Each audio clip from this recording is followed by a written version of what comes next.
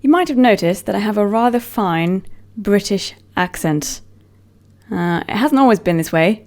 In fact, I grew up in Worcester for the first 11 years of my life, and both of my parents are from Birmingham.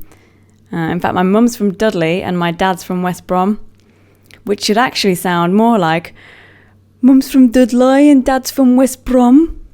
Chips and gravy, you're right, okay, damn ya. God damn it. Give it a And like as a kid, you don't really hear your own voice, right? So you don't really know what you sound like. And in Worcester, I think everyone's sort of, I don't know, well, it's certainly not a Birmingham accent, is it? It's quite neutral. I don't think Worcester has a particularly defined sort of regional accent. I'd say the Leicester accent's stronger than a Worcester accent. Anyway, I at some point, I think around about 10, I heard my voice back on a recording and was mortified. We'd done a school play, some sort of World War II reenactment thing. And I had one line in this play. Amazing. I think everyone got a line. And I can still remember what it is. It was, look, this is my mum's ration book. Obviously some part in the play about the food rationing system of World War II.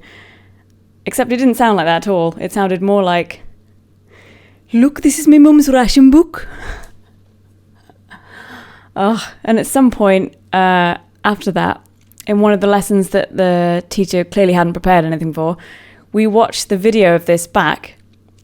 And we're all sat there cross-legged on the floor and the TV's wheeled in and on this trolley. And it's one of those top-loading VCRs. Yeah, that's how old I am. Do you remember those? Where you like it popped up and you put the video in and then it like went back down. Yeah, those are great.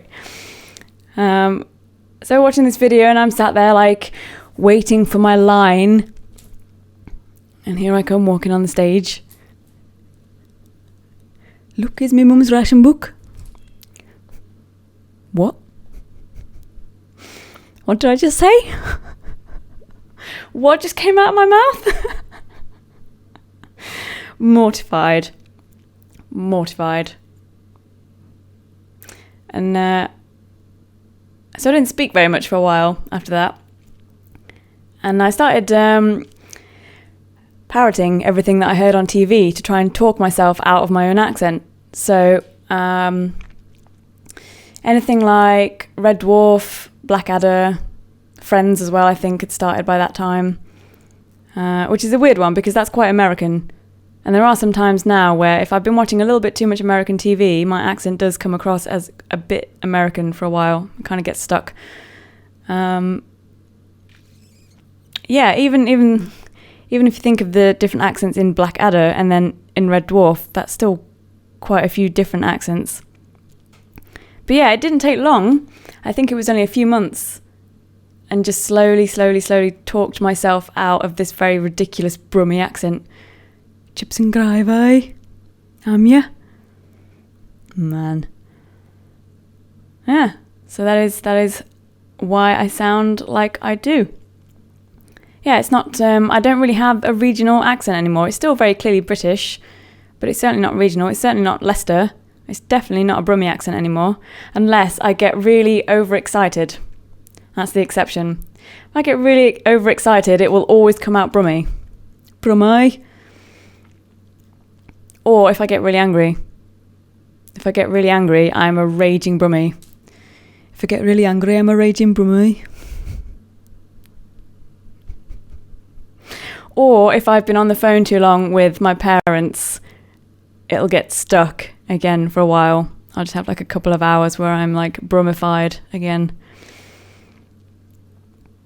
Yeah. Yeah, so it's possible you can talk yourself out of your accent. It just, I was devastated. I couldn't believe what it sounded like. It's so funny. My parents still have a very Brummie accent now. I mean, they're not bothered about it, obviously. But, and if I'd have grown up in Birmingham, then it wouldn't have mattered because everyone would have sounded that way and it wouldn't have made any difference. It was only because I was growing up in Worcester and nobody else sounded like that at all that when I heard it back, it sounded so ridiculous. So ridiculous. Chips and gravy. Gippetoi.